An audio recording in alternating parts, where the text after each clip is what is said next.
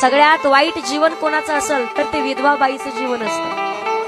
कधी कधी मागच्या 2 महिन्यापूर्वी माझी मुंबईमध्ये कथा होती. ज्यांच्याकडे आमची राहायची व्यवस्था, त्यांचे मालक जाऊन 2 महिने झालेले, पण तरी छोटस कुंकू लावायच्या कपाळावरती.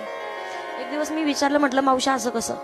त्यांनी सांगितलं, ताई स्वतःचे मालक निघून गेल्याच्या नंतर बाईचं जीवन जिवंत असून सुद्धा मेल्यात जमाय.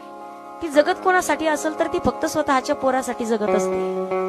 ते एकदा का स्वतःच सौभाग्याचं कुंकू निघून गेलं ना, शेजारच्याला जर स्वतःला 2-4 गोष्टी सांगितल्या तर ती बाई आपल्याबद्दल गैरसमज निर्माण करून घेते. चौकात उभं राहून जर एखाद्या व्यक्तीशी 2 शब्द बोलली तर लोक चर्चा करायला चालू होतात. त्याच्याशीच का बोलली असेल, तिथेच का हसली असेल, इथेच का बसली असेल. घरातले लोक सुद्धा व्यवस्थित बोलत नाही येत.